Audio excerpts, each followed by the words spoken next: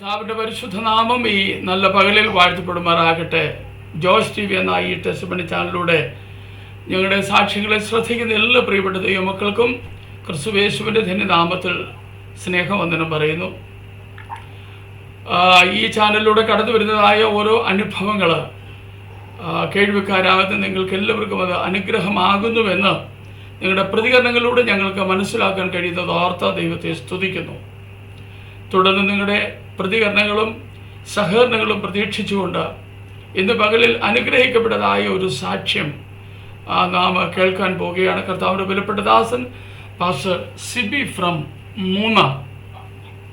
കർത്താവിൻ്റെ ദാസന് വളരെ സ്നേഹത്തോടും ബഹുമാനത്തോടും കൂടെ ജോയ്സ് ടിവിയിലേക്ക് ഞങ്ങൾ ഹാർദവമായി സ്വാഗതം ചെയ്യുന്നു. യേശുവോട് പാസ്റ്റേ, എന്തൊക്കെയുണ്ട്? സന്തോഷമായിട്ടിരിക്കുന്നു. ഓക്കെ. മൂന്നാറിൽ പൊതുവെ ഒരു തണുപ്പ് സീസൺ ആണല്ലോ എപ്പോഴും. അതെ അതെ, മൂന്നാറിൽ നല്ല മഴയുണ്ടായിരുന്നു കഴിഞ്ഞ ദിവസങ്ങളിൽ. നമ്മുടെ തൊട്ടടുത്ത് നെടുങ്കണ്ടത്ത് ആണ് വാഹനമൊക്കെ ഒഴുകിപ്പോയത്. ന്യൂസിൽ കണ്ടായിരുന്നു. അത് പിന്നെ പൊതുവെ മഴയുടെ ഒരു അന്തരീക്ഷമാണ്, തണുപ്പിന്റെ അന്തരീക്ഷമാണ് ഈ സമയത്ത് നമുക്ക്. എന്നിട്ട് ഒഴുകിപ്പോയ വണ്ടി കിട്ടിയോ? ഒഴുകിപ്പോയി വണ്ടി കിട്ടി, പക്ഷെ അതിന് ഉപയോഗയോഗ്യമായിട്ടുള്ളതല്ല, മൊത്തം നശിച്ചു, അതിന് ഉപയോഗിക്കാൻ പറ്റില്ല. അയ്യോ, ഇങ്ങനെ ന്യൂസിൽ കണ്ടായിരുന്നു ഇങ്ങനെ വണ്ടി ഒഴുകി പോകുന്നത്. ആട്ടെ, കർത്താവിന്റെ ദാസനെ തുടർന്നുള്ളതായ സമയങ്ങളിലേക്ക് നാം കടന്നു പോകുന്നതിന് മുമ്പ് ഒരു വാക്ക് ദൈവസന്നിധിയിൽ സ്തോത്രം ചെയ്യാം. സ്വർഗീയ പിതാവേ, അങ്ങയുടെ ധന്യനാമം ഈ നല്ല പകലിൽ വാഴ്ത്തപ്പെടുമാറാകട്ടെ. കർത്താവെ, അങ്ങയുടെ വിലപ്പെട്ട ദാസനെ എളിയവർക്ക് ലഭ്യമായത് ഓർത്ത് സ്തോത്രം ചെയ്യുന്നു. പ്രിയപ്പെട്ടവൻ്റെ ജീവിത അനുഭവങ്ങൾ ശ്രോതാക്കൾക്ക് കർത്താവിലേക്ക് അടുക്കുന്നതിന് കാരണമായി തീരണമേ എന്ന സ്വർഗത്തിലെ ദൈവത്തോട് ഞങ്ങൾ പ്രാർത്ഥിക്കുന്നു. ദൈവകരങ്ങളിൽ അടിയങ്ങളെ ഒന്നിച്ച് ഏൽപ്പിക്കുന്നു. യേശു കർത്താവിൻ്റെ നാമത്തിൽ ചോദിക്കുമ്പോൾ ദയ തോന്നി കേൾക്കുമാറാകണമേ. ആമേൻ, ആമേൻ, ആമേൻ. ഓക്കെ പാസ്റ്ററെ, തുടർന്നുള്ള സമയങ്ങൾ കർത്താവിൻ്റെ ദാസന് വേണ്ടിയുള്ളതാണ്. ജീവിത അനുഭവങ്ങൾ നമുക്ക് നമ്മുടെ മാന്യ പ്രേക്ഷകരുമായി നമുക്ക് ഷെയർ ചെയ്യാം. ഓക്കെ, എന്നെ ഈ ജോയ്സ് ടി വിയിലേക്ക് ടെസ്റ്റ് മണി പറയുവാനായിട്ട് എന്നെ ക്ഷണിച്ച പ്രിയ കർത്തൃദാസനും ദൈവദാസിക്കും ജോയ്സ് ടി വിയുടെ എല്ലാ പ്രേക്ഷകർക്കും എല്ലാ ദൈവമക്കൾക്കും വേഗം വരുന്നവനായ യേശുക്രിസ്തുവിന്റെ നാമത്തിലുള്ള എൻ്റെ സ്നേഹവന്ദനത്തെ ഞാൻ പ്രാരംഭമായിട്ട് അറിയിക്കുന്നു. എന്നെ പ്രിയ ദൈവദാസനെ പരിചയപ്പെടുത്തിയത് സാബു പോണോടിയിൽ എന്ന് പറയുന്ന ഒരു ദൈവത്തിന്റെ ദാസനാണ്. ആ ദൈവദാസനോടുള്ള നന്ദിയും ഞാൻ ഈ തരുണത്തിൽ അറിയിക്കുന്നു. ആദിവാസിനെയും പ്രത്യേകം നന്ദിയോടെ ഓർക്കുകയാണ്. എൻ്റെ പേര് സിബി KS എന്നാണ്. എൻ്റെ സ്വന്തം സ്ഥലം തൊടുപുഴയ്ക്കടുത്ത് വഴിത്തല എന്ന് പറയുന്ന ഒരു സ്ഥലമാണ് എൻ്റെ സ്ഥലം. സോറി, ഞാന് ഇപ്പോൾ കുഞ്ചിത്തണ്ണി എന്ന് പറയുന്ന ഇടുക്കി ജില്ലയിലെ ഒരു സാധാരണ ഒരു ചെറിയ ഗ്രാമത്തിൽ ഒരു കൊച്ചു സഭയില് കർത്താവിന്റെ വേല ചെയ്തുകൊണ്ടിരിക്കുന്നു. ഈ തോട്ടം തൊഴിലാളികൾ, നമ്മുടെ ഏലത്തോട്ടത്തിലുള്ള തൊഴിലാളികളാണ് ഇവിടെ ഭൂരിഭാഗം. ഏലത്തെ ആശ്രയിച്ച് ജീവിക്കുന്നവരാണ്. നമ്മുടെ സഭയിലും അങ്ങനെയുള്ളവരാണ് കൂടുതൽ. അപ്പൊ നമ്മള് ഇവിടെ ന്യൂ ഇന്ത്യ ചർച്ച് ഓഫ് ഗോഡിന്റെ ഒരു കർത്താവിന്റെ വേലയിൽ ദൈവസഭയില് ആയിരിക്കുന്നു. എനിക്ക് ഭാര്യയുടെ പേര് ഷീല, മോന്റെ പേര് രമില്, +1 പഠിക്കുന്നു മോൻ ഉണ്ട്. പിന്നെ മാതാവ്, സഹോദരന്മാര്, എല്ലാ പ്രിയപ്പെട്ടവരും ഉണ്ട്. അവരെ ഓർത്ത് ഞാൻ ദൈവത്തിന് സ്തോത്രം ചെയ്യുന്നു. പിന്നെ പ്രാരംഭമായിട്ട് ഞാൻ പറയാൻ ആഗ്രഹിക്കുന്ന ഒരു കാര്യം, ഞങ്ങളുടെ ദൈവസഭയില് ഹിന്ദി ആരാധനയും നടക്കുന്നുണ്ട്. കർത്താവിന്റെ ദാസൻ നോർത്ത് ഇന്ത്യയിലാണെന്ന് ഉള്ളത് കൊണ്ട് ഞാനത് അതേക്കുറിച്ച് പറയാൻ ആഗ്രഹിച്ചതാണ്. രാവിലെ 7:30 മുതൽ 9 മണി വരെ ഹിന്ദി ആരാധന നടത്തുന്നുണ്ട്. ഒരു 25ഓളം പേര് അതിനകത്ത് പങ്കെടുക്കുന്നുണ്ട് രാവിലെ. എല്ലാവരും ഒരുമിച്ച് വരികയാണെങ്കിൽ ഒരു 10-40 പേരോളം ഹിന്ദി ആരാധനയ്ക്കായിട്ട് കൂടി വരും. അതോർത്ത് ദൈവത്തെ സ്തുതിക്കുന്നു. ഹിന്ദി ആളുകളുടെ ഇടയിലുള്ള പ്രവർത്തനം കുറച്ചുകൂടി വിശാലമാക്കണമെന്ന് ആഗ്രഹിക്കുകയും പ്രാർത്ഥിക്കുകയും ചെയ്യുന്നു.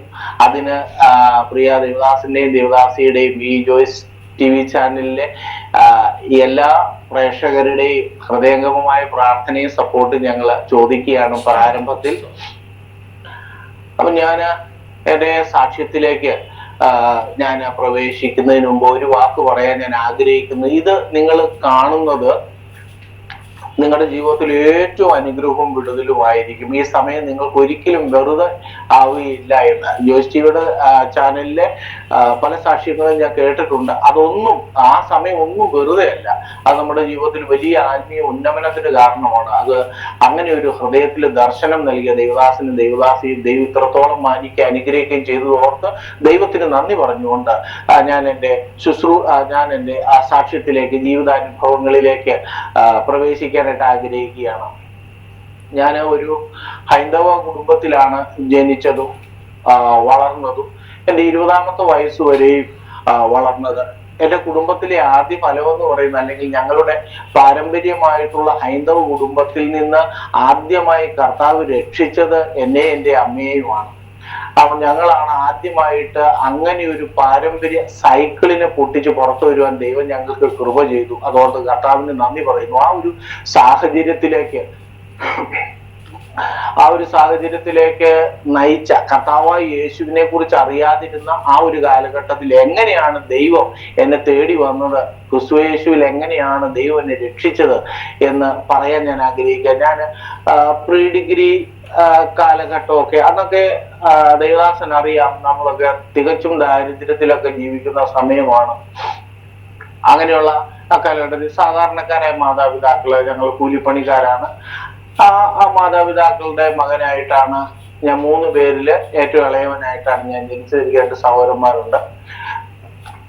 അങ്ങനെ ഞാൻ എൻ്റെ പ്രീ ഡിഗ്രി പഠനകാലമൊക്കെ അത്യാവശ്യം നന്നായിട്ട് ഞാൻ പഠിക്കുമായിരുന്നു. പക്ഷെ എൻ്റെ പ്രീ ഡിഗ്രി പഠനകാലമെല്ലാം ഒരു തകർച്ചയുടെ വക്കിലേക്ക്, ബുദ്ധി ഉണ്ടായിട്ട് ജയിക്കാൻ കഴിയാതെ ജീവിതം തകർന്ന രീതിയിലേക്ക് ആയിപ്പോയി. ഞാൻ പരീക്ഷ എഴുതിയില്ല, പ്രീ ഡിഗ്രി പരാജയപ്പെട്ട് അങ്ങനെ പരീക്ഷ എഴുതാതെ, പഠിക്കാനുള്ള ബുദ്ധി ഇല്ലാഞ്ഞിട്ടല്ല, പക്ഷെ എന്തൊക്കെയോ തകർച്ചകൾ പതിയെ പതിയെ വന്നു. അങ്ങനെ തകർച്ചയിലേക്ക് നീങ്ങി. ആ സമയത്ത് ഞാന് പഠനം നിർത്തിയിട്ട് പെയിന്റിങ് പണിയിലേക്ക് ഇറങ്ങി. പെയിന്റിങ് പണിയിൽ ഞാൻ ഒരു 6-7 വർഷത്തോളം പെയിന്റിങ് പണി, 15 വയസ്സ് മുതൽ 4-5 വർഷം, 17 വയസ്സ് മുതൽ ഞാനൊരു 2-3 വർഷം, 4 വർഷത്തിനടുത്ത് കർത്താവിന്റെ ഈ പെയിന്റിങ് പണിയിലായിരുന്നു. കർത്താവിനെ കുറിച്ച് ഒന്നും അറിയാൻ വയ്യാത്ത ഒരു കാലഘട്ടത്തിലുള്ള ജീവിതമായിരുന്നു. അപ്പോൾ അങ്ങനെ ജീവിച്ചു വരുമ്പോൾ ഒരു സുപ്രഭാതത്തില് ഒരു ദിവസം എൻ്റെ കൈക്കും കാലിനും ഒക്കെ തളർച്ച വന്നു. ഈ വലത് കൈയും വലത് കാലിനും ഒരു ചെറിയ തളർച്ച വന്നു ഇപ്പൊ പെയിന്റിങ് ചെയ്തുകൊണ്ടിരിക്കുന്ന സമയത്ത്. അപ്പോൾ ഞാനത് വലിയ കാര്യമാക്കിയില്ല. ഞാനത് കാര്യമാക്കാതിരുന്നിട്ട് ഞാൻ വീണ്ടും ജോലിക്ക് പോയി. എന്നാൽ എനിക്ക് കൈ നിവർത്തി ജോലി ചെയ്യാൻ കഴിയുകയോ കാലുകൊണ്ട് ശരിക്കും നടക്കാൻ കഴിയാത്തയോ ഒരു സാഹചര്യം വന്നപ്പോൾ ഞാൻ തൊട്ടടുത്തുള്ള ഒരു ഹോസ്പിറ്റലിൽ പോയി. അപ്പോ അതിന് തൊട്ടു മുമ്പ് ഒരു കാര്യം ഞാൻ പറയാൻ ആഗ്രഹിക്കുന്നതെന്ന് വെച്ചാൽ, എൻ്റെ അമ്മയുടെ കുടുംബം എന്നൊക്കെ പറഞ്ഞു കഴിഞ്ഞാല് അമ്മയുടെ അച്ഛൻ, അവരൊക്കെ പഴയകാലത്തെ ആളുകളാണ്. അവര് ഈ ചാത്തൻ സേവക്കാരായിരുന്നു. അമ്മ ചാത്തനെ കണ്ടതും ആ കാലഘട്ടങ്ങളിലുള്ള അതുമായിട്ടുള്ള ഇടപാടുകളൊക്കെ കുഞ്ഞിലേ ഞങ്ങളോട് പറഞ്ഞിട്ടുണ്ട്. ആ ചാത്തൻ സേവക്കാരനായിരുന്നത് കൊണ്ട് ഞാന് എൻ്റെ ജീവിതകാലം, ഞാൻ ഒരു 10ാം ക്ലാസ് ഒക്കെ കഴിഞ്ഞ് പ്രീ ഡിഗ്രിക്ക് പഠിക്കുന്ന സമയത്തൊക്കെ ഞാൻ നിരീശ്വരവാദിയായിരുന്നു. ഞാൻ എൻ്റെ കൂട്ടുകാരോടും എല്ലാവരോടും ദൈവം ഇല്ല എന്ന് ശക്തമായിട്ട് വാദിച്ച്, ദൈവം ഇല്ല എന്ന് തന്നെ വിശ്വസിച്ച് കുറെ കാലങ്ങൾ ഞാൻ ജീവിച്ച മനുഷ്യനാണ്. A.T. കോവൂരിന്റെ യുക്തിചിന്ത എന്ന് പറഞ്ഞ ഒരു വലിയ പുസ്തകമുണ്ട്. ആ പുസ്തകമൊക്കെ വായിച്ച് ഞാൻ തികഞ്ഞൊരു നിരീശ്വരവാദിയായിരുന്നു. അപ്പോൾ ഈ കാലഘട്ടം കഴിഞ്ഞ് ഈ രോഗം പിടിക്കുന്നതിന് കുറച്ചു മുമ്പ് എൻ്റെ ജീവിതത്തില് എനിക്ക് പെട്ടെന്ന് ഈ സൂപ്പർ നാച്ചുറൽ പവേഴ്സിനോട്, അല്ലെങ്കിൽ ഈ ചാത്തൻ സേവയോട്, മന്ത്രവാദത്തോട് എനിക്കൊരു താല്പര്യം തോന്നി. കാരണം അമ്മ ഈ പറയുന്ന കഥകളൊക്കെ കേട്ട് കഴിഞ്ഞ് കഴിഞ്ഞപ്പോൾ അതുണ്ടെങ്കിൽ സുഖമായിട്ട് നമുക്ക് അത്യാവശ്യം നല്ല രീതിയിൽ ജീവിക്കാമെന്നൊക്കെ എനിക്ക് തോന്നിയതുകൊണ്ട് ഞാൻ മന്ത്രവാദം പഠിക്കാനായിട്ട് ഞാൻ പല പണിയും നോക്കി. ഒരിടവും ശരിയാകാതെ വന്നു കഴിഞ്ഞപ്പോൾ തൃശ്ശൂര് ഒരു സാഹചര്യം എനിക്ക് ഒത്തു. അപ്പോ അതേക്കുറിച്ച് ഞാൻ വിശദീകരിക്കുന്നില്ല. അപ്പൊ അങ്ങനെ ഒരു സാഹചര്യം എനിക്ക് ഒത്തപ്പോൾ ഞാൻ അത് പോകാൻ വേണ്ടി സകല കാര്യങ്ങളും ക്രമീകരിച്ചു.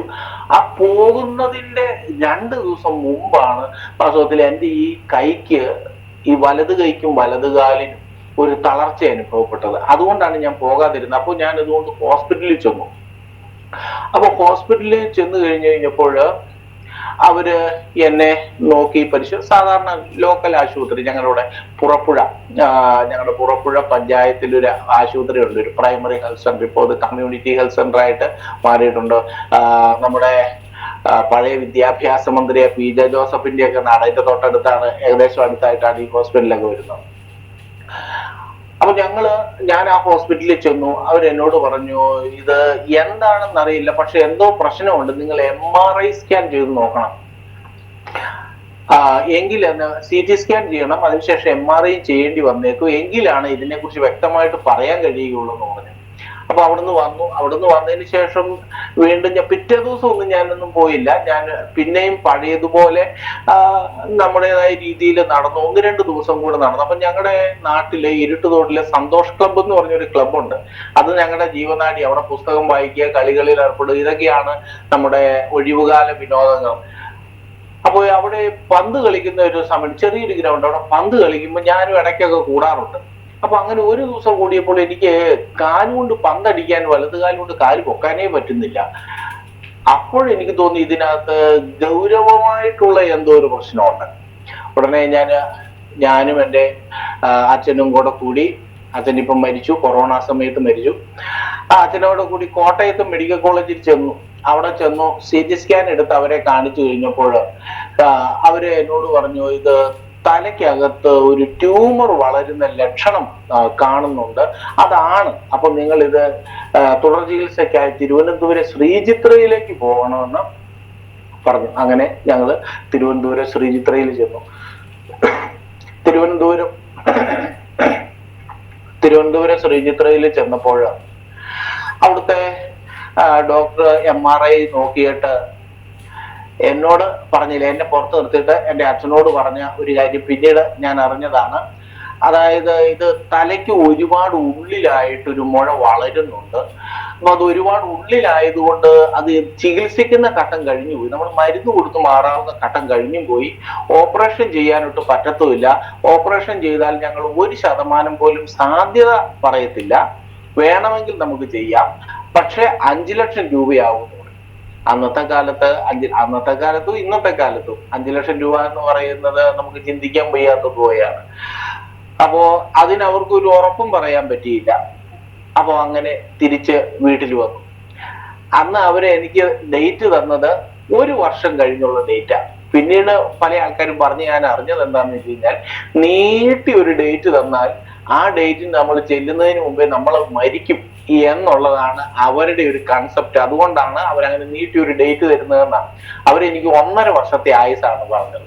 1.5 വർഷത്തെ ആയുസ് പറഞ്ഞ് ഇപ്പം ആ 1.5 വർഷത്തെ ആയുസിനകത്ത് ഞാൻ മരിച്ചു പോകും. ആ മരിക്കുന്ന സമയം വരെയും എൻ്റെ ഈ വലതുകാലും പൊങ്ങുകയില്ല എന്ന് തിരുവനന്തപുരം ശ്രീചിത്രയിലെ പ്രഗത്ഭരായ ഡോക്ടർമാരെ എന്നെ കുറിച്ച് വിധി എഴുതി. ഒരു പാരസെറ്റാമോൾ പോലും എനിക്ക് തന്നില്ല. അപ്പൊ തിരിച്ചു വരുമ്പോ എനിക്കൊരു സംശയം ഉണ്ടായിരുന്നു.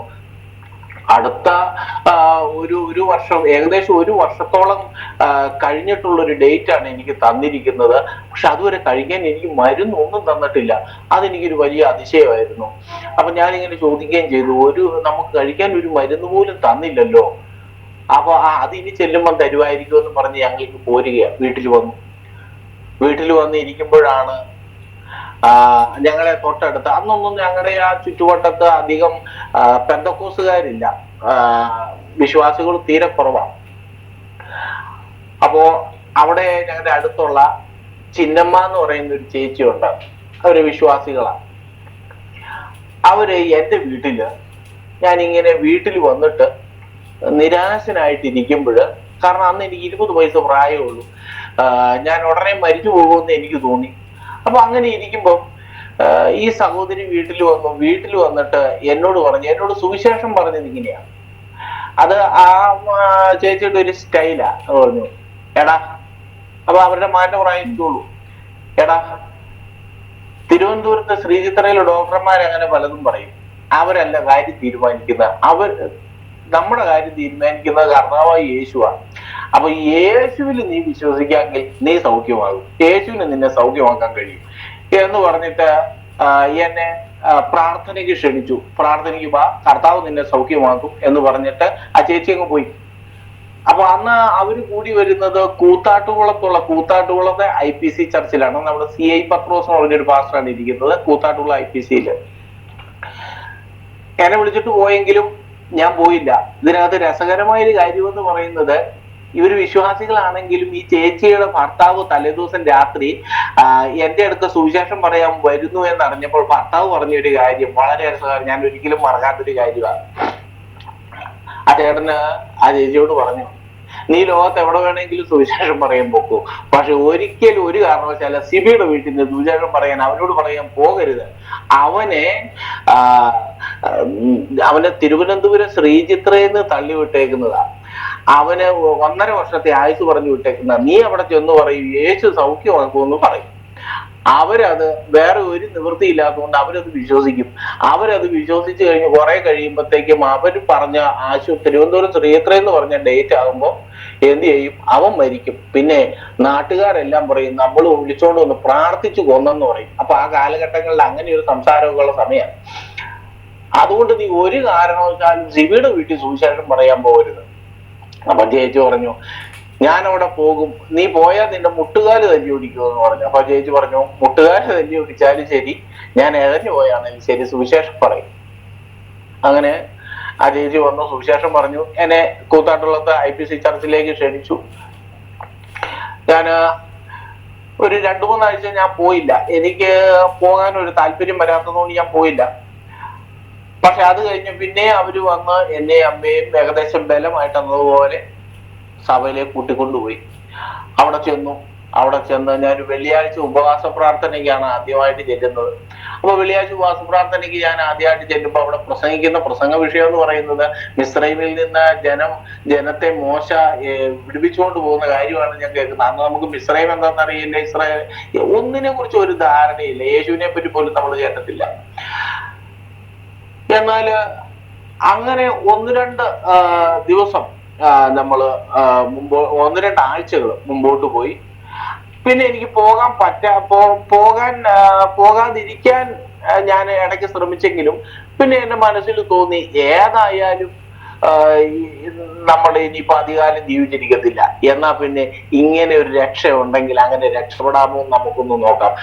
കുറച്ചു നാൾ, ഏകദേശം 1 മാസം കഴിഞ്ഞപ്പോഴത്തേക്ക് എന്റെ ഹൃദയത്തിൽ ഒരു വിശ്വാസം ഉണ്ടായി, കർത്താവ് എന്നെ സൗഖ്യമാക്കും എന്നൊരു വിശ്വാസം എന്റെ ഹൃദയത്തിൽ വന്നു. പക്ഷെ അപ്പോഴും കർത്താവിന്റെ വേല ചെയ്യണമെന്നോ ഒരു ദൈവദാസനാകണോ എന്നുള്ള ഒരു വിദൂര ചിന്ത പോലും എനിക്കില്ല. എനിക്ക് സൗഖ്യമാകണോ എന്നുള്ള ഒറ്റ ഉദ്ദേശം മാത്രമേ ഉള്ളൂ. ആ സൗഖ്യമായിട്ട് വേണം എനിക്ക് അതിവേഗത്തിൽ പോയി പഴയതുപോലെ ജീവിക്കാൻ. അതുകൊണ്ടായിരിക്കാം ദൈവം എന്നെ 1.5 വർഷത്തോളം രോഗത്തിന്റെ എല്ലാ കഠിനതകളിലൂടെയും കടന്നു പോയതിനു ശേഷമാണ് കർത്താവിനെ സൗഖ്യമാക്കിയത്. അത്രയും കാലഘട്ടം കൊണ്ട് ഞാൻ ഇനി യേശുവിന് വേണ്ടി ജീവിക്കുന്ന ഒരു തീരുമാനത്തിലേക്ക് വന്നു കഴിഞ്ഞതിന് ശേഷമാണ് കർത്താവിനെ സൗഖ്യമാക്കിയത്. അതിനായിരിക്കാം ഒരുപക്ഷെ കർത്താവ് അത്ര സമയം എടുത്തതെന്ന് ഞാൻ വിചാരിക്കുന്നു. ഓരോ ആഴ്ച പോകുമ്പോഴും എന്റെ ശക്തമായ വിശ്വാസം ഈ ആഴ്ച ദൈവം എന്നെ സൗഖ്യമാക്കും എന്ന് തന്നെയാണ്. ഞാൻ ഇന്ന് വിശ്വസിക്കുന്ന പോലെ തന്നെ അന്നും വിശ്വസിക്കുന്നുണ്ട്. ദൈവം എനിക്കൊരു കൃപ തന്നു, ഞാൻ അങ്ങനെ അങ്ങ് വിശ്വസിച്ചു. എന്റെ വിശ്വാസത്തിന്റെ അപര്യാപ്തത കൊണ്ടല്ല ഞാൻ സൗഖ്യമാകാതിരുന്നത്, അതിന് ദൈവത്തിന് വേറൊരു ഉദ്ദേശം ഉണ്ടായിരുന്നു. അതുകൊണ്ടാണ് ഓരോ ആഴ്ച പോകുമ്പോഴും ഞാൻ വിചാരിക്കുന്ന കർത്താവ് എന്നെ ഈ ആഴ്ച സൗഖ്യമാക്കുമെന്ന് വിചാരിച്ച് തന്നെയാണ് ഞാൻ പോകുന്നത്. പക്ഷെ ഒന്നും സംഭവിച്ചില്ല. ഓരോ ദിവസം കഴിയുന്തോറും എന്റെ ഈ വലത് കൈയും വലത് കാലും പതുക്കെ പതുക്കെ തളർന്ന് വരാൻ തുടങ്ങി. എന്റെ കണ്ണിന്റെ കാഴ്ച പതുക്കെ പോകാൻ തുടങ്ങി. അങ്ങനെ വന്നപ്പോഴാണ് എനിക്ക് കൂത്താട്ടുകുളത്ത് IPC ചർച്ചില് എനിക്ക് വേണ്ടി ഒരുപാട് കണ്ണുനീരൊഴുക്കിയ, ഒരുപാട് പ്രാർത്ഥിച്ച ദൈവജനമാണ് അവിടെയുള്ളത്. അവരെ നന്ദിയോടെ അല്ലാതെ ഓർക്കാൻ പറ്റത്തില്ല. അങ്ങനെ ദൈവമക്കളാണ് IPC ചർച്ചില് കൂത്താട്ടുകുളത്തുള്ളത്. അങ്ങനെ പോയി 2 മാസം കഴിഞ്ഞപ്പോഴത്തേക്കും ഞാൻ തീരെ അങ്ങ് വയ്യാതായപ്പോഴത്തേക്കും ഞാൻ എന്ത് ചെയ്തു, ഇനി സ്നാനപ്പെട്ടില്ലെങ്കിൽ സ്വർഗത്തിൽ പോവുകയല്ലോ എന്ന് വിചാരിച്ച് സ്നാനം ആവശ്യമാണെന്ന് എന്നോട് പലകുറി പറഞ്ഞപ്പോൾ അങ്ങനെ വിചാരിച്ചിരുന്ന ഞാൻ സ്നാനപ്പെട്ടില്ല സ്വർഗത്തിൽ പോവുകയല്ല എന്നൊക്കെ വിചാരിച്ചത് ഞാനിതിന് ആവശ്യമാണെന്ന് മനസ്സിലാക്കിയപ്പോൾ എനിക്ക് തീരെ വയ്യ, ഈ ഒരു സൈഡ് ഒരാൾ പിടിച്ചെങ്കിലേ ഇറങ്ങി നിൽക്കത്തുള്ളൂ. അങ്ങനെയുള്ള സാഹചര്യത്തിൽ ഞാൻ കൂത്താട്ടുകുളത്ത് IPC സഭയില് CI പത്രോസ് എന്ന് പറയുന്ന ദൈവദാസനാണ് എന്നെ സ്നാനപ്പെടുത്തിയത്. സ്നാനപ്പെട്ടു. കുറച്ചു നാൾ കൂടി ഞാൻ ആ സഭയിൽ പോയി. പിന്നെ എനിക്ക് ഈ കാൽ പൊക്കി ബസ്സിൽ കയറാൻ കഴിയാതെ വന്ന ഒരു സാഹചര്യത്തിൽ ഞാൻ അവിടെ നിന്ന് പതുക്കെ ഞങ്ങളുടെ തൊട്ടടുത്ത് നാട്ടിൽ തന്നെയുള്ള ഇരുട്ടുതോട് എന്ന് പറയും സ്ഥലം, വഴുത്തലയ്ക്ക് അടുത്ത് ഇരുട്ടുതോട് IPC ചർച്ചിലേക്ക് ഞാൻ മാറി. അത് എനിക്ക് ഈ രോഗം കാരണം കൂത്താട്ടുകുളത്തിന് ബസ്സിൽ കയറാനോ നടക്കാനോ കഴിയാത്തൊരു സാഹചര്യം വന്നതുകൊണ്ടാണ്. അപ്പൊ ഞാൻ ഈ രോഗിയായിട്ടിരിക്കുമ്പോൾ പ്രാർത്ഥനയ്ക്കൊക്കെ പോകുമ്പോൾ 2 നാട്ടുകാർ പറഞ്ഞ ഒരു കാര്യം ഞാൻ ഈ സമയത്ത് ഓർക്കുക. അവിടെ വളരെ വെള്ളമടിച്ച് 24 മണിക്കൂറും അദ്ദേഹം കുടി നിർത്തുന്നതിലും നല്ലത് ഷാപ്പ് നിർത്തുന്നു. അതുപോലെ കുടിയനായ ഒരു മനുഷ്യൻ അദ്ദേഹത്തിന്റെ വീട്ടിൽ സുവിശേഷമായിട്ട് ചെന്നപ്പോഴത്തേക്കും പറഞ്ഞ ഒരു കാര്യമുണ്ട്. അദ്ദേഹത്തിന്റെ പേര് ഞാൻ പറയുന്നില്ല. അദ്ദേഹം പറഞ്ഞൊരു കാര്യം എന്താണെന്നറിയാമോ? നിങ്ങൾ പറയുന്ന ഈ യേശു ജീവിച്ചിരിക്കുന്ന അല്ലെങ്കിൽ ഈ യേശു ഉണ്ടെങ്കിൽ നിങ്ങൾ ആദ്യം ആ സിബിയെ ഒന്ന് പ്രാർത്ഥിച്ച് സൗഖ്യമാക്കുക. അവൻ സുഖമായി കഴിഞ്ഞാല് ഞാനിത് വിശ്വസിക്കാം എന്ന് പറഞ്ഞു. പിന്നെ ഞാൻ സൗഖ്യമായതിനു ശേഷം അദ്ദേഹം വിശ്വാസത്തിൽ വരികയും ചെയ്തു കേട്ടോ. അദ്ദേഹം വിശ്വാസത്തിൽ വന്നു, കർത്താവിനെ അംഗീകരിക്കുകയും ചെയ്തു. വേറൊരു ചേച്ചി പറഞ്ഞത് വല്ല പനിയോ ജലദോഷമോ ഒക്കെ ആണെങ്കിൽ നമ്മൾ പ്രാർത്ഥിച്ചാൽ മാറും. പക്ഷെ ഈ ബ്രെയിൻ ട്യൂമർ ഒന്നും പ്രാർത്ഥിച്ചാലും മാറില്ല. കാരണം ഒരു തുള്ളി മരുന്ന് പോലും കഴിക്കാതെ ഞാൻ നടക്കുന്നത്. ഒരു പാരസെറ്റമോൾ പോലും എനിക്ക് കഴിക്കാനില്ല. അവരെന്നെ അങ്ങനെ ഉപേക്ഷിച്ച് വിട്ടിരിക്കുകയാണ്. അപ്പോൾ അത് മാറാൻ ഇച്ചിരി പ്രയാസമാണെന്ന് 2 പേര് പറഞ്ഞു. അവരൊക്കെ ഇപ്പം വിശ്വാസത്തിൽ വന്നു കേട്ടോ. അപ്പോൾ ഞാന് ഒരു കാര്യം പറയാൻ ആഗ്രഹിക്കുന്നത് എന്താണെന്ന് വെച്ച് കഴിഞ്ഞാൽ, ഇങ്ങനെയുള്ള പല പല ചിന്തകൾക്കിടയിലൂടെ ആൾക്കാർ നോക്കിയിരിക്കുമ്പോൾ ഞാൻ സൗഖ്യമാകുന്നതിന് പകരം ഓരോ ദിവസവും എന്റെ സ്ഥിതി വഷളായിട്ട് വരികയാണ്. അപ്പൊ ഞാൻ അതിലെ സെമിത്തേരിയുടെ വഴിയൊക്കെ പോകുമ്പോൾ കൂത്താട്ടുകുളത്ത് പോകുമ്പോൾ ഞാൻ ചിന്തിക്കുന്നത്, ദൈവമേ മരിച്ചു കഴിയുമ്പോൾ തന്നെ ഇവിടെ വന്ന് കിടക്കണമല്ലോ എന്നൊക്കെ വിചാരിച്ച് ഈ ശവക്കോട്ട എപ്പോ കാണുമ്പോഴും ഞാൻ ബസ്സിലൊക്കെ പോകുമ്പോൾ ചിന്തിച്ചുകൊണ്ടിരുന്നത്. അങ്ങനെ ഓരോ ദിവസം കഴിയും തോറും രോഗം മൂർച്ഛിച്ച് വന്നു. കൈയും കാലും കംപ്ലീറ്റ് തളർന്നു, വലത് സൈഡ് കംപ്ലീറ്റ് തളർന്നു. കണ്ണിന്റെ കാഴ്ച ഏകദേശം പൂർണ്ണമായി പോയി. പിന്നെ ഒരു അല്പം കാഴ്ച ഉള്ളത് ഡബിൾയൂഷൻ, എന്ത് കണ്ടാലും 2 ആയിട്ട് കാണും. അപ്പോ അങ്ങനെ ഒരു സാഹചര്യത്തിലാണ് ഇരിക്കുന്നത്. അപ്പൊ ആ സഭയിലെ ദൈവമക്കളെ നമുക്ക് മറക്കാൻ കഴിയത്തില്ല. അവിടെ സഭയിൽ ഇരുട്ടോട് IPCയിലെ അന്നിരുന്നത് OP ചാക്കോച്ചൻ എന്ന് പറയുന്ന ഒരു ദേവദാസനാണ്. പിന്നെ അവിടുത്തെ സെക്രട്ടറി, ഇപ്പോഴും അദ്ദേഹമാണ് സെക്രട്ടറി എന്നാണ് എൻ്റെ വിചാരം, ഓനച്ചൻ അച്ചായൻ എന്ന് പറയുന്ന അച്ചായന്, അവിടുത്തെ ദൈവമക്കള്, അങ്ങനെ പിന്നെ ഒരു തമിഴ് അച്ചായൻ അവിടെ ജോലിക്കായിട്ട് വന്നിട്ടുണ്ട്, വിൽസൺ എന്ന് പറയുന്ന ഒരു അച്ചായൻ.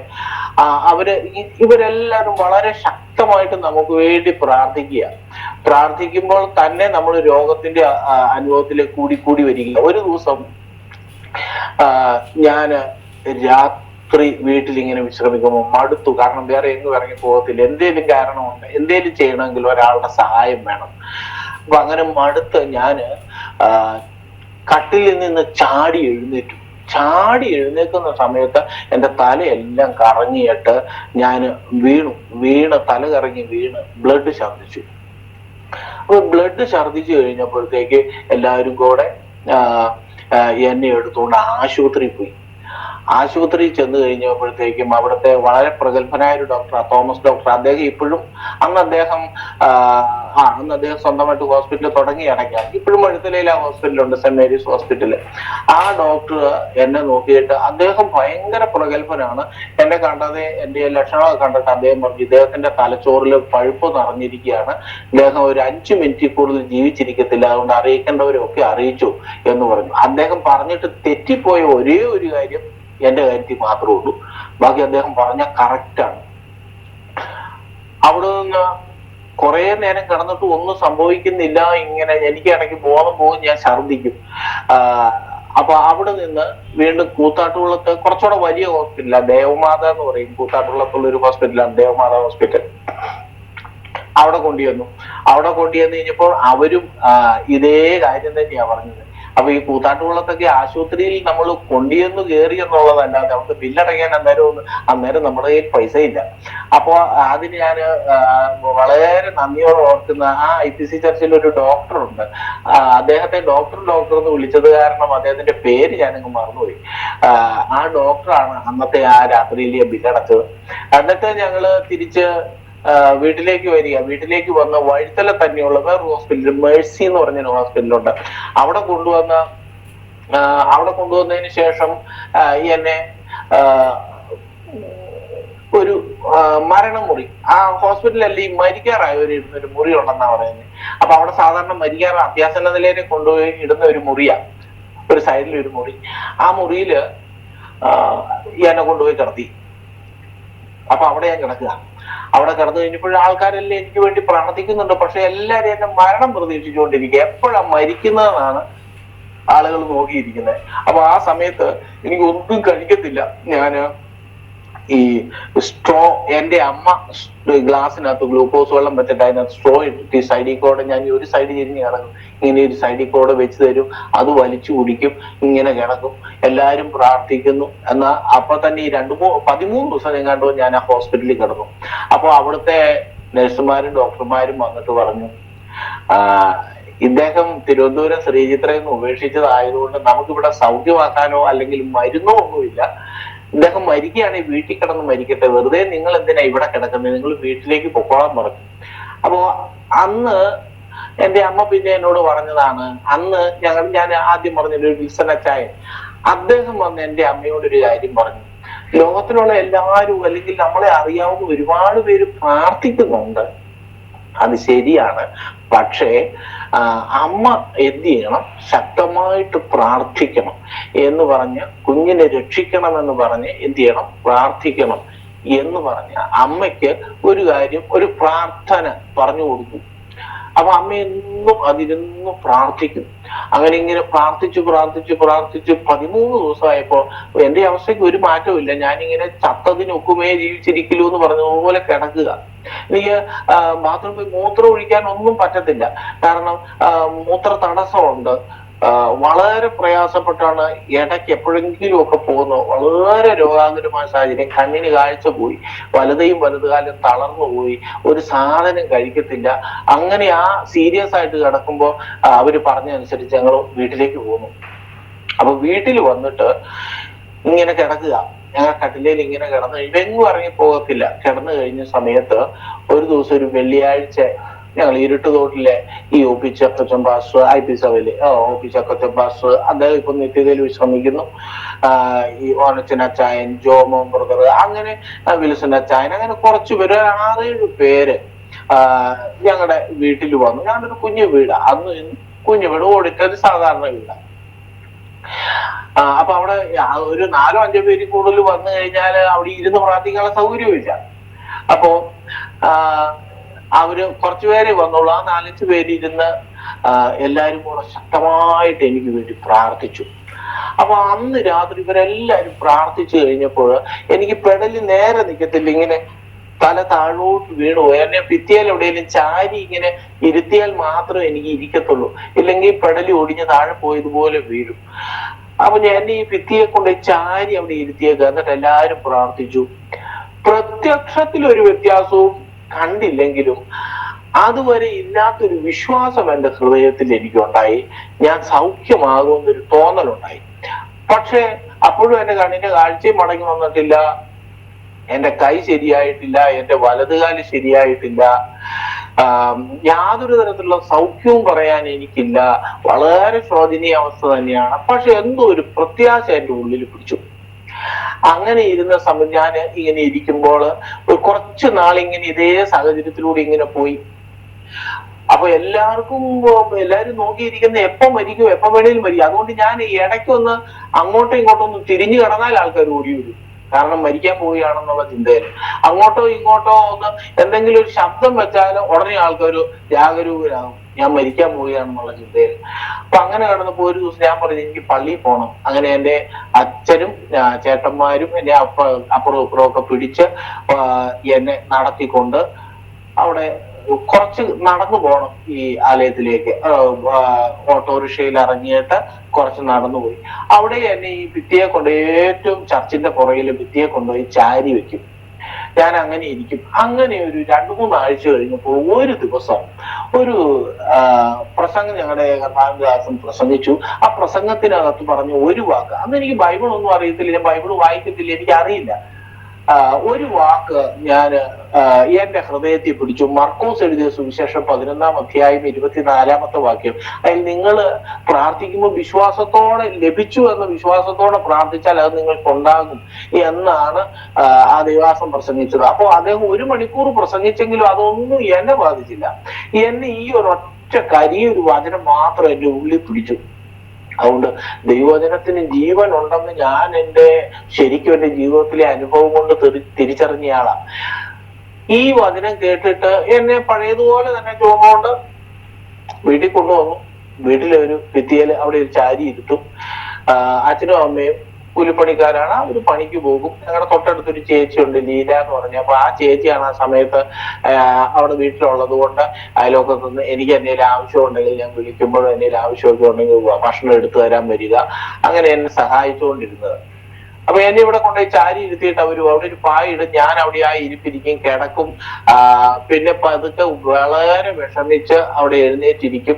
അങ്ങനെ ആ ചാരി തന്നെ ഇരിക്കും. അങ്ങനെയുള്ള ആ സാഹചര്യത്തിലൂടെ പോയപ്പോ ഈ വാക്ക്, ഈ ദൈവവചനം എന്റെ ഉള്ളത്തിൽ പിടിച്ചിട്ട് ഞാന് എന്റെ ഇടത് കൈ കൊണ്ട് ദൈവവചനം എടുത്തു. ദൈവവചനം എടുത്തിട്ട് ഞാൻ പറഞ്ഞു, കർത്താവേ, നീ പറഞ്ഞ വചനം ഞാൻ വിശ്വസിക്കുന്നു.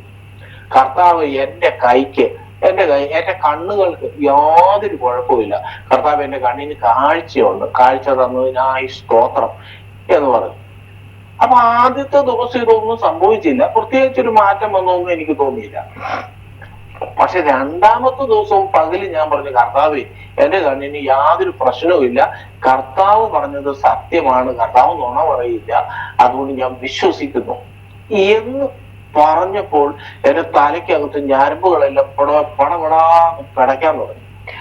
4 പ്രാവശ്യം അങ്ങനെ ഉണ്ടായി. അപ്പൊ ഓരോ പ്രാവശ്യം പിടയ്ക്കുമ്പോഴും എന്റെ കണ്ണിന്റെ കാഴ്ച പതുക്കെ പതുക്കെ പതുക്കെ ഇങ്ങനെ മടങ്ങി വന്നുകൊണ്ടിരുന്നു. 4 പ്രാവശ്യം ഇതിങ്ങനെ 4 പ്രാവശ്യം ഇങ്ങനെ വൈബ്രേറ്റ് ചെയ്തതിന് ശേഷം 4-ാമത്തെ പ്രാവശ്യം ആയപ്പോഴത്തേക്ക് ഞാൻ ഇപ്പൊ കാണുന്നത് പോലെ എന്റെ കണ്ണിന്റെ കാഴ്ച എനിക്ക് മടങ്ങി വന്നു. എന്റെ കണ്ണിന്റെ കാഴ്ച മടങ്ങി വന്നു. എന്റെ ഡബിൾ വിഷൻ മാറി. ഇപ്പൊ എത്ര സൗഖ്യം എനിക്കുണ്ടോ അതുപോലെ തന്നെ എനിക്ക് പൂർണ്ണമായിട്ടും കാണുന്ന തരത്തിൽ എന്റെ കർത്താവ് എനിക്ക് പൂർണ്ണ സൗഖ്യം തന്നു. ദൈവത്തിന് നന്ദിയോടെ സ്തോത്രം ചെയ്യുന്നു. അപ്പൊ എനിക്ക് കുറച്ചും കൂടെ എന്റെ ഉള്ളില് ധൈര്യം വന്നു. ഞാൻ പറഞ്ഞു, കർത്താവേ, എന്റെ ഈ കൈ തളർന്നിരിക്കുകയാണ്, വലത് കൈ തളർന്നിരിക്കുക, പക്ഷെ ഞാൻ വിശ്വസിക്കുന്നു ഇതിന് സൗഖ്യമുണ്ട്, ഇതിന് ഒരു കുഴപ്പമില്ല. എന്റെ കർത്താവിന് നന്ദിയോടെ സ്തോത്രം. ഇത് ഞാൻ പറയുമ്പോൾ ഈ 1.5 വർഷമായിട്ട് എന്റെ കൈ ഇങ്ങനെ തളർന്നു കിടക്കുക, ഒരു ഉപകാരവും ഇല്ല. ഇത് അറിയാം, തളർന്നവരുടെ കൈ കണ്ടല്ല, കൈ മടക്കാൻ പറ്റില്ല, നിവർത്താൻ പറ്റില്ല. ഇനിയും എന്തെങ്കിലും കാരണവശാല് അത് മടക്കണമെന്ന് തോന്നിയാൽ, അല്ലെ നിവർത്തണമെന്ന് തോന്നിയാൽ ഇങ്ങനെ മടങ്ങി വരത്തേ ഉള്ളൂ. പിന്നെ തുറക്കണമെങ്കിൽ 1, 2 എന്ന് നമ്മൾ ഓരോ വിരലും വലിച്ചു തുറക്കണം. അങ്ങനെ ഒരു ഈർക്കില് പോലും എനിക്ക് എടുക്കാൻ വയ്യ. കൈ ഇവിടുത്തെ ജോയിന്റ് താഴേക്ക് ഇറങ്ങിപ്പോയി, ഈ കൈയുടെ ജോയിന്റ് താഴേക്ക് ഇറങ്ങിപ്പോയി. എങ്ങനെ കിടക്കും? 1.5 വർഷം.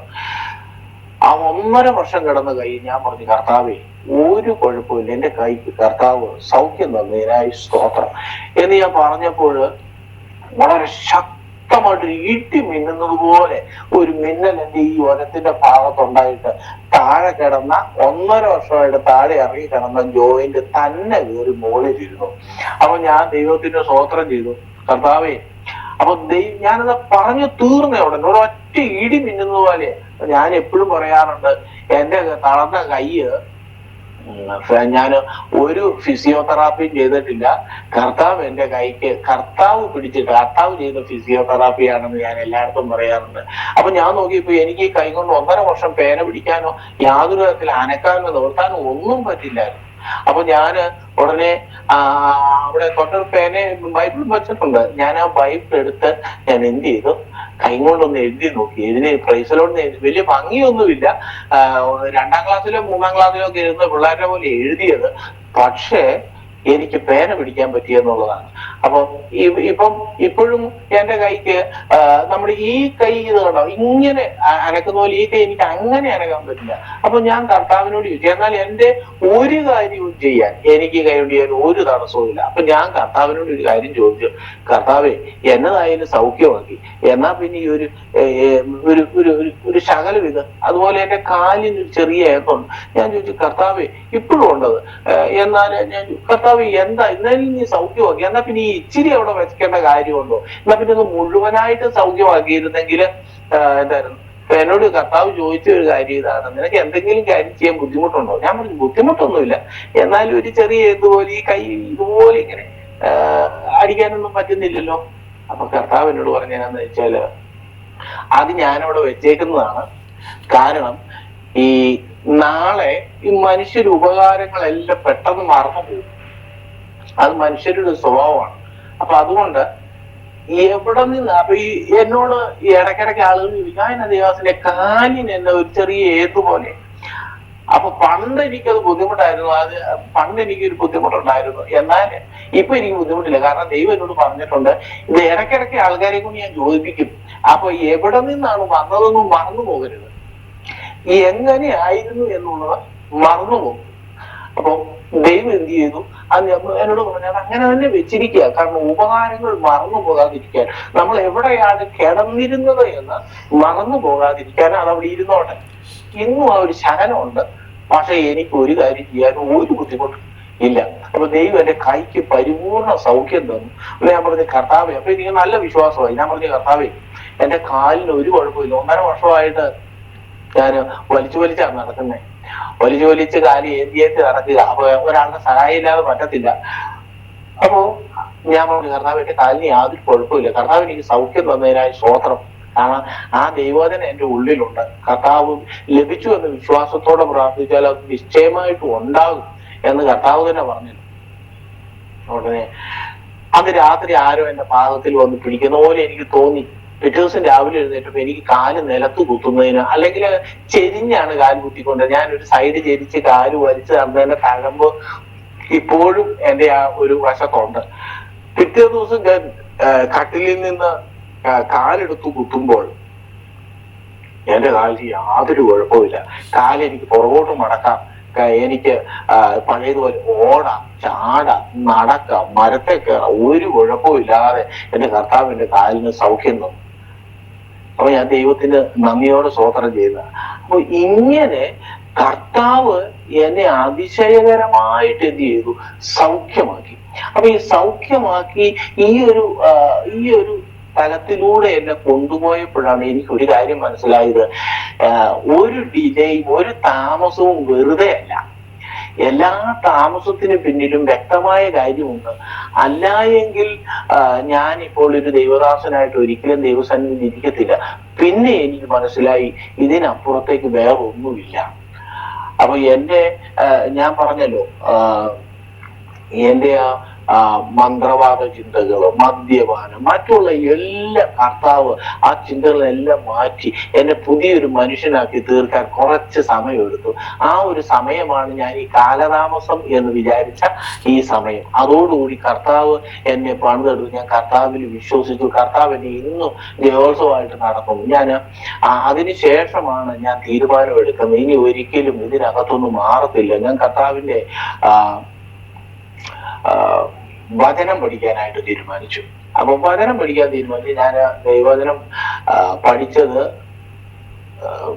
ഇവിടെ KP യോഹന്നാൻ സാറിന്റെ ബിലീവേഴ്സ് ചർച്ച് ബൈബിൾ കോളേജ് കാക്കനാടുള്ള, അവിടാണ് പഠിച്ചത്. പിന്നെ അതിനുശേഷം MD റാന്നിയിലുള്ള ഫാദേഴ്സ് ഓഫ് തിയോളജിക്കൽ സെമിനാരിയിൽ അവിടെ ഞാൻ MD പഠിച്ചു. അവിടെ നേരത്തെ ജെയിംസ് സാറിനെ ഒന്നും മറക്കാൻ, അവിടുത്തെ സാബു സാറ് ജെയിംസ് സാറിനെ ഒന്നും മറക്കാൻ പറ്റത്തില്ല. അപ്പൊ അതൊക്കെ ഞാൻ പഠിക്കുമ്പോഴൊന്നും അവിടെ ഫീസ് കൊടുക്കാനും പോയിട്ട് വരാനുള്ള വണ്ടിക്കൂലി പോലും എന്റെ കയ്യിലില്ല. ഞാൻ അന്ന് ഇരിക്കുന്നതൊക്കെ ഒരു സാധാരണ ഈ MD ഒക്കെ ഞാൻ ഈ കഴിഞ്ഞവരിടയ്ക്കാണ് പഠിച്ചത്. ആ സമയത്ത് ഒക്കെ സാധാരണമായ രീതിയിലുള്ള ജീവിതം, ഒരു കുഞ്ഞു സഭയിലൊക്കെ ആ സമയത്ത് ഇരിക്കുന്നത്. ഇപ്പോഴും കുഞ്ഞു സഭയിലാണ്. അപ്പൊ ഇവരെ ഒന്നും നമുക്ക് മറക്കാൻ പറ്റില്ല. വലിയ സഹായങ്ങൾ നമുക്ക് ചെയ്തു വരാം. അപ്പൊ ഞാൻ ബിലോ ചർച്ചിൽ ബൈബിൾ കോളേജ് പഠിച്ചതിന് ശേഷം ഞാൻ നേരെ നോർത്ത് ഇന്ത്യക്ക് പോയി. ആ നോർത്ത് ഇന്ത്യയില് ഛത്തീസ്ഗഡില് റായ്പൂർ എന്ന് പറയുന്ന സ്ഥലത്ത് അതിന് തൊട്ടടുത്ത് കുമാരി എന്ന് പറയുന്ന ഒരു സ്ഥലമുണ്ട്. അവിടെ കർത്താവിന്റെ വേല ചെയ്യാനായിട്ട് ഞാൻ അവിടെ പോയി അവിടെ ഒരു കൂട്ടായ്മ തുടങ്ങി. അവിടെ കാങ്കേർ എന്ന് പറയുന്ന സ്ഥലത്തുള്ള ഏബിൾ പാസ്റ്റർ, പിന്നെ അവിടെ ബലിരാധനെ പ്രവർത്തിക്കുന്ന ജേക്കബ് പാസ്റ്റർ, അവരെയൊന്നും നമുക്ക് മറക്കാൻ കഴിയില്ല. അവരൊക്കെ നമ്മളെ ആ സമയത്ത് വലിയതായിട്ട് ഹെൽപ്പ് ചെയ്ത ആളുകളാണ്. അപ്പൊ അവിടെ ചെന്നൊരു കൂട്ടായ്മയില് പുതിയ ദൈവ അത്ഭുതങ്ങൾ ചെയ്തു. അവിടെ ഒരു ചെറിയ കൂട്ടായ്മ ഉണ്ടായി. അപ്പൊ അവിടെ ഇങ്ങനെ ഞാൻ ശുശ്രൂഷയിൽ ഇങ്ങനെ മുന്നേറി വരുന്ന സമയത്ത് ഇവിടെ വലിയ അത്ഭുതങ്ങൾ ദൈവം ചെയ്തു. ഹൃദയത്തിലെ ദ്വാരമൊക്കെ ഉണ്ടായിരുന്ന ഒരു പയ്യൻ, ചിങ്കുന്ന പേര്, അവനിപ്പോ വലുതായി കാണും. അവന് ദൈവം എന്നെ അവനെ കണ്ണതേ പറഞ്ഞു, ഇവനെ ഞാൻ സൗഖ്യമാക്കുമെന്ന് പറഞ്ഞു. പ്രാർത്ഥിച്ച് കുറച്ച് കഴിഞ്ഞപ്പോ അവനെ ഹോസ്പിറ്റലിൽ കൊണ്ടുചെന്ന് പരിശോധിച്ചപ്പോ ഡോക്ടർ വരെ അന്തം വിട്ടുപോയി. 2 ഓട്ട ഉണ്ടായിരുന്നത് കംപ്ലീറ്റ് ആ ദ്വാരം അടഞ്ഞു, മൂന്നാമത്തത് ഇല്ലാത്തതുപോലെ. അപ്പൊ അതുപോലെ അത്ഭുതങ്ങൾ ഈ നോർത്ത് ഇന്ത്യയിൽ ഒരു ചെറിയ കൂട്ടായ്മയിൽ ഇങ്ങനെ കർത്താവിന്റെ വേല ചെയ്തുകൊണ്ടിരിക്കുമ്പോഴാണ് അതിനിടയ്ക്ക് 2006 എന്റെ വിവാഹം കഴിഞ്ഞു. വിവാഹം കഴിഞ്ഞതിന് ശേഷം ഞാൻ ഈ നോർത്ത് ഇന്ത്യയിൽ വേല ചെയ്തുകൊണ്ടിരിക്കുമ്പോൾ ഞങ്ങൾക്ക് എന്റെ ഭാര്യ ഗർഭിണിയായതിനു ശേഷം നാട്ടിൽ നിൽക്കുന്നു, ഞാൻ നോർത്ത് ഇന്ത്യയിൽ നിൽക്കുന്നു. അങ്ങനെ നിന്ന സമയത്ത് ഭയങ്കരമായ പ്രതിസന്ധിയിലൂടെ പോയി. ഞങ്ങളുടെ ആ കുഞ്ഞ് 9 മാസം വയറ്റില് ആയിരിക്കുമ്പോൾ പ്രസവത്തിന് കുറച്ച് ആഴ്ചകൾ മാത്രം ഉള്ളപ്പോ വയറ്റിൽ കിടന്ന് മരിച്ചു. പിന്നെ ഞാൻ നാട്ടിൽ വന്നു അതെല്ലാം കാര്യം ചെയ്തു. വളരെ നിരാശപ്പെട്ടെങ്കിലും സർവശക്തനായ ദൈവം ഞങ്ങളെ ബലപ്പെടുത്തി വീണ്ടും മടങ്ങിപ്പോയതിനു ശേഷം വീണ്ടും ഒരു 2-3 വർഷം കർത്താവിന്റെ വേലയിൽ അവിടെ എങ്ങനെയൊക്കെ പോവുകയാണ്.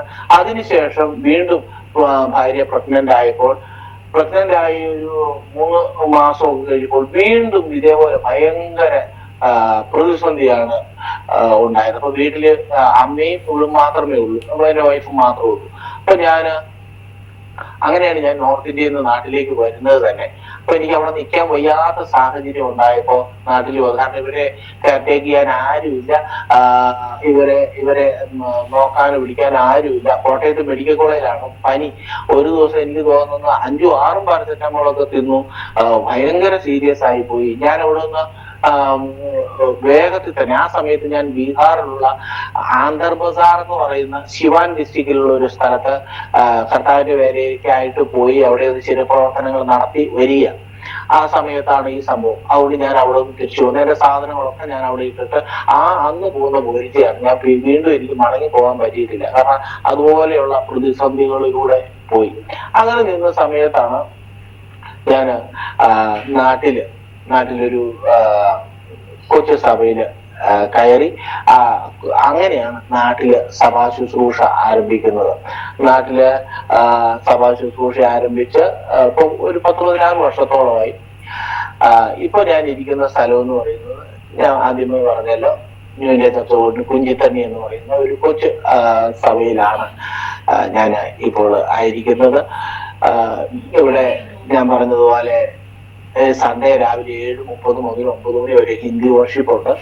ആ ഹിന്ദി വർഷിപ്പില് നല്ല ശുശ്രൂഷകളും അത്ഭുതങ്ങളും അടയാളങ്ങളും ഒക്കെ, അനേകഭൂതങ്ങൾ വിട്ടുപോകുന്നു, രോഗികൾ സൗഖ്യമാകുന്നു. അങ്ങനെയുള്ള വലിയ ദൈവപ്രവർത്തികളൊക്കെ നടക്കുന്നുണ്ട്. അപ്പൊ ഇന്ത്യക്കാരുടെ ഇടയിലുള്ള പ്രവർത്തനം ഈ നോർത്ത് ഇന്ത്യയിൽ വർക്ക് ചെയ്യാൻ പറ്റാത്തതിന്റെ വിഷമം നമുക്ക് ഇവിടെ അങ്ങനെ ദൈവം സഹായിച്ച് ആ ഹിന്ദിക്കാരുടെ ഇടയിലുള്ള പ്രവർത്തനം കുറച്ചുകൂടി വ്യാപിപ്പിക്കണമെന്ന് ആഗ്രഹിച്ച് പ്രാർത്ഥിച്ചുകൊണ്ടിരിക്കുന്നു. അങ്ങനെ ഞങ്ങളെ ഓർത്ത ഈ ടെസ്റ്റ് മണി കാണുന്ന എല്ലാവരും, പ്രിയ ദേവദാസിയും അതിന്റെ ക്രൂ മെമ്പേഴ്സ് എല്ലാം ഞങ്ങളെ ഓർത്ത് പ്രത്യേകം പ്രാർത്ഥിക്കണമെന്ന് അപേക്ഷിക്കുന്നു. അപ്പോ അങ്ങനെ ദൈവം നമ്മളെ വിവിധ കാലഘട്ടങ്ങളിലൂടെ നടത്തിക്കൊണ്ടുവന്നു. ഇപ്പൊ ഞാന് ദൈവത്തിനെ MTH പഠിച്ചുകൊണ്ടിരിക്കുന്ന എന്റെ ഗ്രാജുവേഷനാണ്. അടുത്ത ജനുവരി മാസം ഗ്രാജുവേഷനാണ്. അതിനോർത്തും ദൈവത്തിനെ ഓർക്കുമ്പോഴൊക്കെയും പ്രാർത്ഥിക്കുക.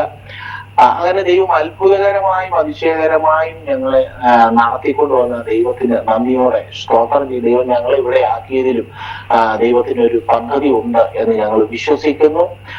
അങ്ങനെ അനുഗ്രഹകരമായ രീതിയിൽ പെട്ടെന്ന് വളരെ അവിചാരിതമായ രീതിയിൽ ജോയ്സ് TVയിലും ഞങ്ങളുടെ ഈ സാക്ഷ്യം പങ്കുവെക്കുന്നത് ഞങ്ങൾക്ക് വലിയ സന്തോഷമാണ്, വലിയൊരു അവസരമാണ്. കാരണം എനിക്ക് നേരിട്ട് കാണുകയോ അല്ലെങ്കിൽ മറ്റേതെങ്കിലും മാധ്യമത്തിലൂടെ എത്തിച്ചേരുകയോ ചെയ്യാൻ കഴിയാത്ത ആളുകളാണ് ഇതിന്റെ പ്രേക്ഷകർ മുഴുവൻ.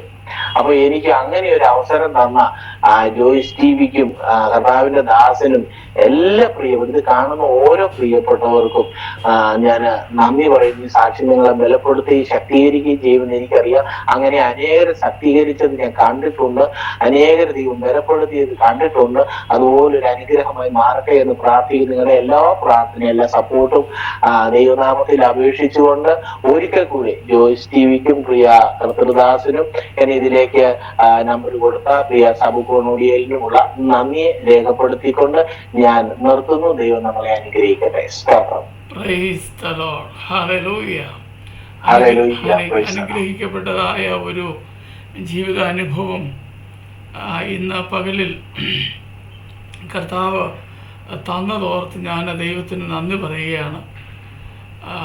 അപ്പോസ്തലനായ പൗലോസ് കൊരിന്ത സഭയ്ക്ക് ലേഖനം എഴുതുമ്പോൾ ഇങ്ങനെ അവിടെ ഒരു പ്രസ്താവന നമുക്ക് പരിശുദ്ധാത്മാവിൽ കാണുവാൻ കഴിയുന്നു. എൻ്റെ കൃപ നിനക്ക് മതി.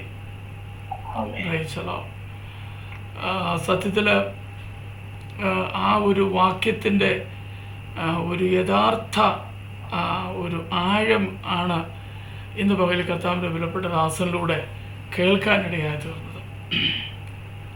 നമ്മൾ പല നിലകളിൽ അതിനെക്കുറിച്ച് പ്രസംഗിക്കുകയും വ്യാഖ്യാനിക്കുകയും ഒക്കെ ചെയ്യുന്നവരാണ്. പക്ഷേ കർത്താവിൻ്റെ ദാസനെ ഓർപ്പിച്ചല്ലോ, എൻ്റെ തലയുടെ പ്രയാസത്തെ മാറ്റിത്തന്ന്, എൻ്റെ കൈയുടെ ബുദ്ധിമുട്ടിനെ മാറ്റിത്തന്ന്, എൻ്റെ ഈ കാലിൻ്റെ പ്രയാസം കൂടെ ഒന്ന് മാറ്റി എന്നെ ഒന്ന് പൂർണ്ണനാക്കി കൂടെ എന്ന് ചോദിച്ചപ്പോൾ, നിനക്ക് കുഴപ്പമൊന്നുമില്ലല്ലോ. എനിക്കൊരു കുഴപ്പമില്ല, ആ കാലിൻ്റെ പ്രശ്നം അവിടെ ഇരുന്നോട്ടെ. നമ്മുടെ ബലഹീനതയിൽ നമ്മെ താങ്ങി നടത്തുന്ന സർവശക്തനായ ദൈവത്തിൻ്റെ ഒരു അത്ഭുതകരമായ ഒരു സാക്ഷ്യം ഇന്ന് പകലിൽ ശ്രദ്ധിക്കുവാൻ സഹായിച്ചു.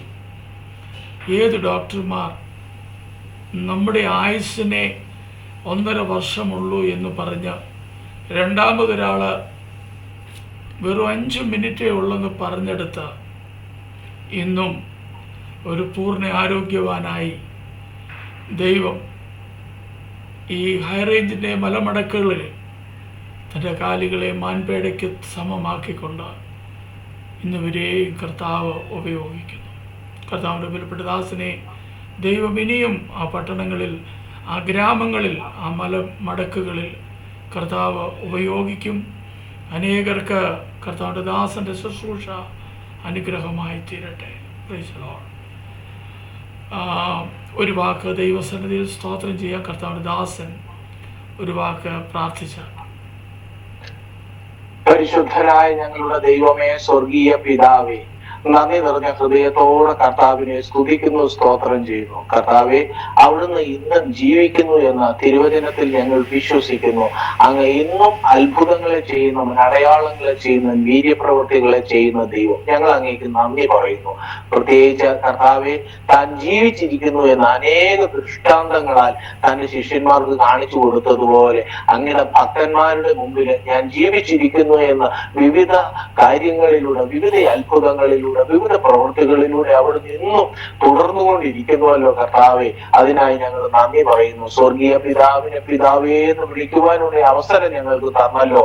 പ്രത്യേകിച്ച് ദൂരത്തായിരിക്കുന്ന അടിയനും കർത്താവെ പ്രിയ ദൈവദാസനും ഇത് കാണുന്ന ദൈവജനത്തിനും ഞങ്ങൾ ക്രിസ്തുവേശുവിന്റെ സ്നേഹവും ക്രിസ്തുവേശുവിന്റെ കരുണയും ഞങ്ങളെ പരസ്പരം ബന്ധിപ്പിച്ചിരിക്കാൻ സ്തോത്രം ചെയ്യുന്നു.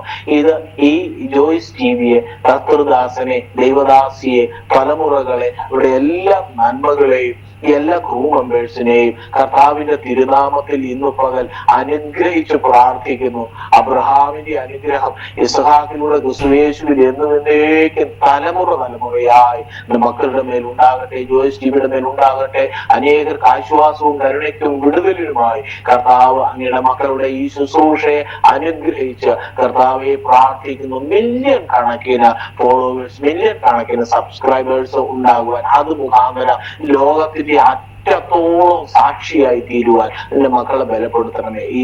ഈ സാക്ഷ്യം കേൾക്കുന്ന ഓരോ പ്രിയപ്പെട്ടവരും, രോഗികളുണ്ടെങ്കിൽ കർത്താവെ അവരെ സൗഖ്യമാക്കണമേ. തകർന്നിരിക്കുന്നവരുണ്ടെങ്കിൽ അവരെ സൗഖ്യമാക്കണമേ. കർത്താവെ പൈശാചിക ബന്ധനങ്ങളിൽ ഉള്ളവരുണ്ടെങ്കിൽ അവരെ വിടുവിക്കണമേ. ദൈവത്തിന് ഒരു കാര്യവും അസാധ്യമല്ലല്ലോ. ആകയാൽ ഇന്ന് പകൽ ഇത് കേട്ട സകലരും ക്രിസ്തുയേശുവിൽ ബലപ്പെടുവാൻ കർത്താവ് കൃപ ചെയ്യണം. അവരെ തിരുനാമത്തിൽ എല്ലാ പ്രിയപ്പെട്ടു ഇത് കാണുന്ന ഓരോരുത്തരെയും പിതാവിന്റെയും പുത്രന്റെയും പരിശുദ്ധാത്മാവിന്റെയും നാമത്തിൽ അനുഗ്രഹിച്ചു പ്രാർത്ഥിക്കുന്നു. പരിശുദ്ധ പിതാവെ, അവിടുന്ന് മാറ്റമില്ലാത്ത കൃപയിലും കരുണയിലും അവിടുന്ന് പൊതിയുകയും സൂക്ഷിക്കുകയും ചെയ്യണം. ഒരിക്കൽ കൂടി അങ്ങയുടെ ദാസനെ, ദാസിയെ, ഇതിന്റെ പിന്നിൽ പ്രവർത്തിക്കുന്ന എല്ലാ പ്രിയപ്പെട്ട ജോയ്സ് ടിവിയെ, ഇതിന്റെ പ്രേക്ഷകരെ, ഇനി ഇതിലേക്ക് ചേർന്ന് വരുവാനുള്ളവരെ എല്ലാം അനുഗ്രഹിച്ചു പ്രാർത്ഥിക്കുന്നു. അടിയിങ്ങനെ ഒരു അവസരം കർത്താവ് തന്നല്ലോ.